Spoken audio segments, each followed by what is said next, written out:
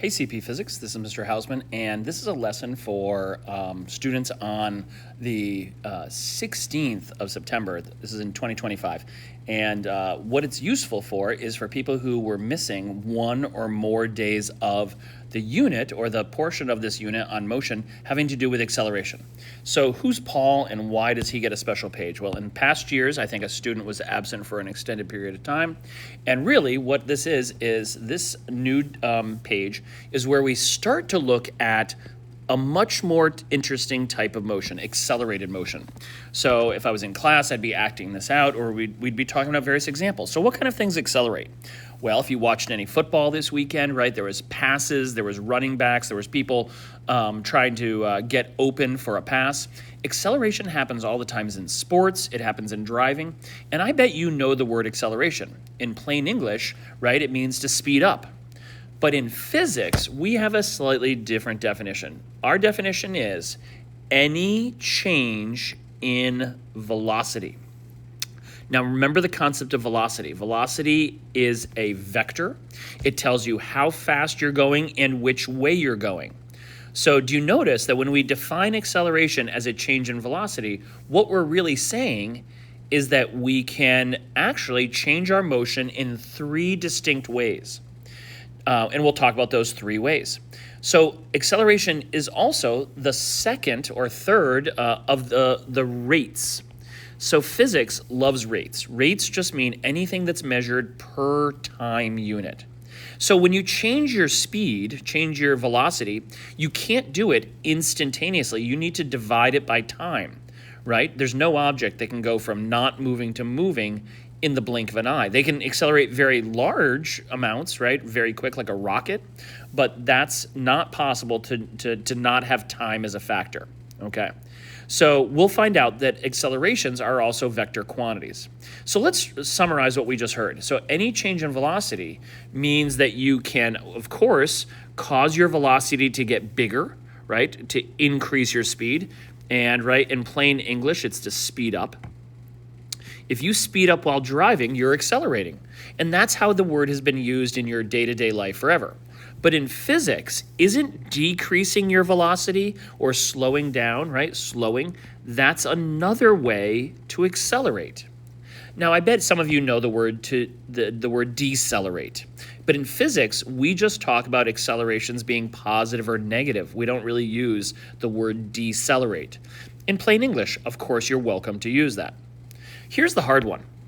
Changing direction. Why is changing direction the third way to accelerate, right? You may have noticed this little bullet to the side I added for a previous student, 3 ways to accelerate. And the reason is because if you are driving along at a steady velocity, but then you turn, your direction is changing, right? I'm going east, and then I'm going southeast, and now I'm going south. So my direction changes. And remember, right, why is this an acceleration? And it's because velocity has 2 parts, speed and direction. So if you change either one of those parts, so we're going to put in a delta, right? That means if you change speed or you change direction, and you may want to write this little blurb on the right. Velocity has speed and direction, and you can change either one to accelerate. By the way, can you also change both? Can you get faster while going around a curve? Of course you can. That's what we do when we're driving and we're getting on the highway. Some of you may have done that already, driving with your families. So acceleration are changes in velocity, speeding up, slowing down, or changing direction. Now, the mathematical definition of acceleration is kind of easy. An acceleration has the symbol A. And what we heard is that the concept is there's a change in velocity over time. But this formula, let me bring out the laser pointer, right? This one is not very usable. What we're going to do is we're going to change it. Okay, let's change it. And we're going to change it to V final minus V initial divided by time. Because remember when we did change in position or displacement? It's always final minus initial. And why does that matter? Because you get the correct sign for your acceleration. That's really why.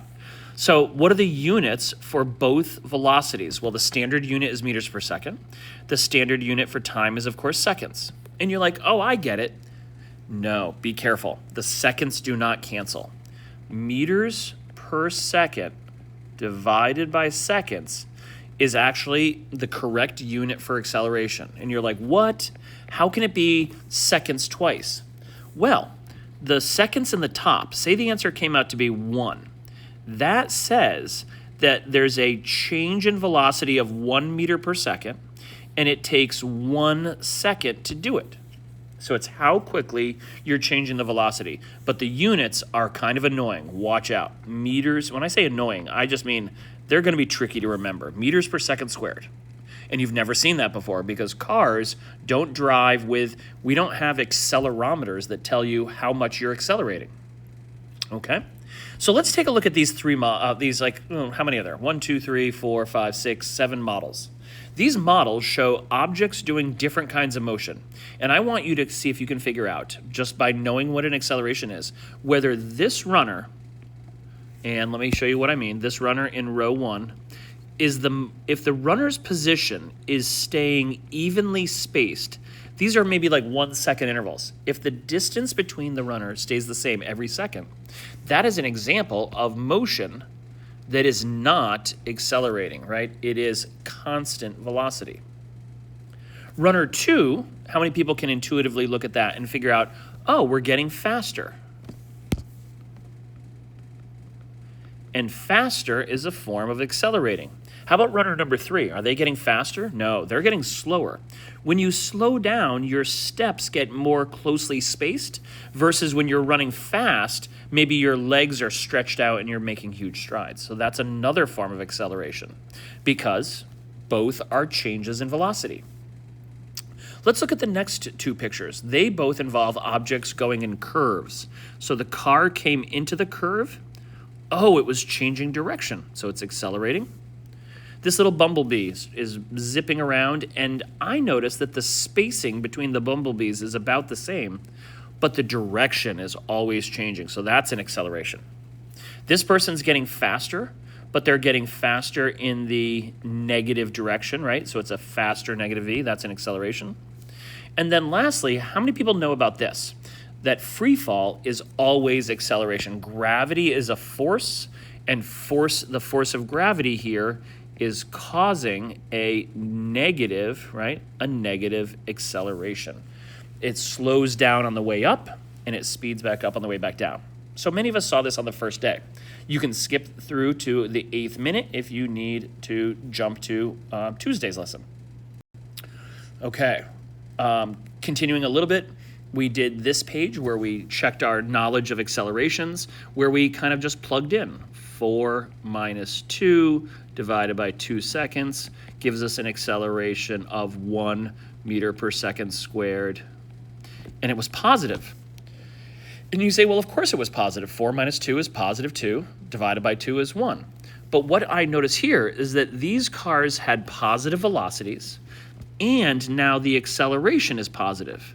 And what I notice is that you're speeding up. And do you see how it works? If your A is positive and your V is positive, then the A is telling the V how much it should change, and it should become more positive. Oh, so the sign of the acceleration compared to the sign of the velocity tells you whether you're speeding up or slowing down. So most of us did page 19 on Monday, okay, and page 20, so we're not going to rehash those. Here's what's new for Wednesday. Let's start at about the 9th minute, I guess. Let me undo that, and let me zoom in. Okay, so this page is clearly word problems. Can you see that there's 4 of them? And I'd like you to start with these. And you say, well, what are we using? Well, you already know that the definition of acceleration is a change in velocity over time. But what's the much more easy way to think of it? It's the final velocity minus the initial over the time. And how do you interpret it? Right? We have to figure out if we are speeding up or we're slowing down. Will there be any math problems with changing direction? And the answer is we could learn how to do that, but not this chapter. Okay, so let's take a kind of boring car, right? It could be a runner, could be a baseball thrower, pitcher, and they're taking this car and its initial velocity, right? If it says from, that means this is our initial velocity. Let's make a list of our variables. And the instructions say to show a vector for the initial velocity. So positive 2 means it was going forward, but it's a small vector because 2 is slow. 10 meters per second means you're now going faster, right? So it should be a bigger vector. So if you go from positive 2 to positive 10, that's getting faster, right? It's kind of obvious, but now we're going to see what kind of acceleration causes that. So V final, right, you probably are copying as we go, is positive 10, and the time is 4 seconds. And the only formula you know so far is the definition of acceleration, right? Final minus initial over time. So let's plug in. Positive 10 is the final, minus, right, because the formula has a minus in it, a positive 2. You don't need to write the positive. And I can do that in my head. 10 minus 2 is 8. And I divide that by 4. And if you don't need a calculator, that's great. But notice that comes out to be a positive acceleration, positive 2, meters per second squared. So you're like, okay, I can do the math. Easy, Hausman, right? But think about what this means. We had 2 positive velocities, and we had a positive acceleration. Oh, so I must have been speeding up because the positive V is becoming more positive because the A tells the V how to change. So I know you can do the numbers, right? But I just want to make sure the only reason we're doing them when they're this easy is so that you can kind of see why or how these work, right? So this was getting faster. Let's go to number 2. You're going to try 2 and 3, and then we're going to do something new. So the V initial on this one is positive 10. That means to the right, and it should be a big vector. The V final is also positive, but it's a little smaller. So make a smaller arrow. And the time is 4 seconds, and I'd like you to find the A. What's the acceleration? And you know the formula. V final minus V initial over time. So it's 2 minus 10 meters per second. I do like putting in the units at least once, and then we divide it by a time of 4 seconds. 2 minus 10 is negative 8 over 4. So now we have a negative 2 answer. And you're like, oh, that's boring. It's the same answer. It is, but it's not. So first off, this object is slowing down. It had a positive V, and then it was slowing down. So what causes a positive velocity to slow down? A negative A. And that might make sense because the A is like fighting the V, right? It's going against the V. Let's try number 3 and 4 on your own. I'll go straight to the answers.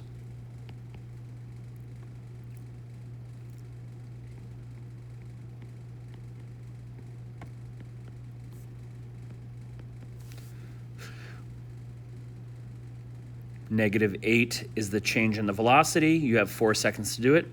Negative 2 meters per second squared. And you're like, it's the same answer. This is so frustrating, so stupid. But now we had negative V's and we have a negative A. And do you notice what's happening here?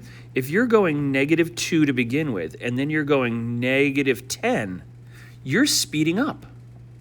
Wait a minute, I don't get it anymore. I thought negative A's slow you down.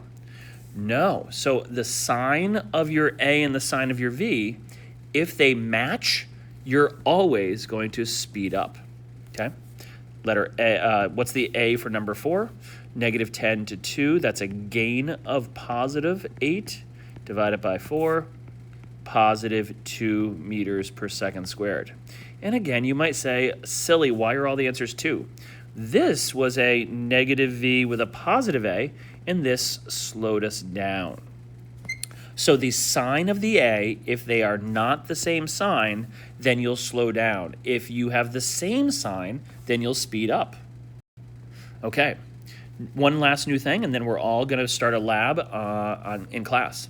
So you all know, and you're pretty much an expert at the definition of acceleration, right? This is the definition of acceleration, and it has 4 variables. 1, 2, 3, 4, right? That's the practical way that we write the formula. And we just did it. Awesome, okay? Now, let me get also a smaller pen size. It seems to be, there we go. I can do this, a little narrower pencil. Now, you've already seen that we've used A, we've used T, we've used V initial and V final. Those are the four we know, right? Check, we know them. But have you noticed that the one thing we haven't talked about is how far does the object move and which direction when it's accelerating? And so we're now going to learn that there's other equations that allow us to calculate the horizontal displacement, like how far is it that it moves sideways while it was accelerating? Or we will use delta y for when we're talking about vertical displacements, maybe a rocket going up, or maybe an apple falling from the tree, right? This would be falling, and this would be rising, getting higher up, right? There's countless examples of vertical displacements, right? Dropping things, throwing things, high jump, etc. Okay, so we've never seen a formula with these guys. So maybe there's some new relationships, and there are. So you might say, oh, there's three new equations. This number 2, right, this is the second equation, is the same as number 1, except we've rearranged it to solve for VF. Notice it has no delta x in it, no displacement, but it does have 4 variables. Oops, don't write the formula, just write the letters, right? It has V final, it has V initial, it has an A, and it has a T. But new today, and so let's pick a new nice contrasting color. Let's do a little blue, is we've got 3, the third equation, and the fourth. Where was number 1? Oh, that's just back up here, right? Number 1 right at the top of our list, okay? So 3 and 4 are new today, and we are not going to become experts on them overnight, but you notice that something is missing. Why would we not know the V final? Well, what if we launch something straight up in the air and it goes so high that we can't even see it? How would we measure its velocity? Sometimes motion is kind of complicated and you can't always know that. But maybe we know the altitude that it goes to, the height, the vertical displacement. So this one has delta x, VI, it has a T, it has an A, and then it has a T another time, T squared. We'll talk about how to deal with that. And then finally, the third equation, why would you not know the time for an acceleration? Well, I've got an idea. What if you're measuring something in the future that's incredibly fast? It accelerates so quickly you cannot measure the time by hand, right? A stopwatch has limits to how fast it can measure because your finger has to, respond to what you see.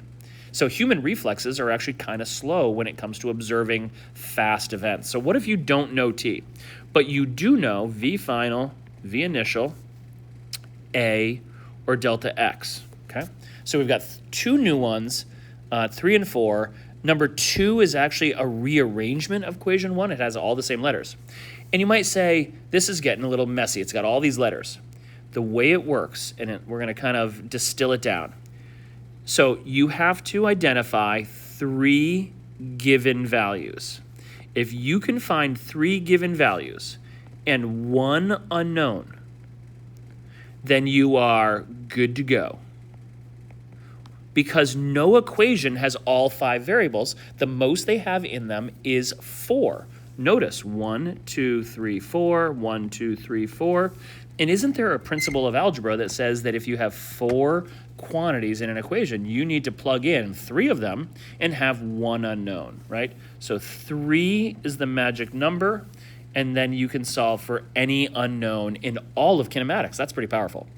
So that's what we did today on Tuesday, and I'll record this as a video and post it for everyone to see who might have been taking the quiz or absent.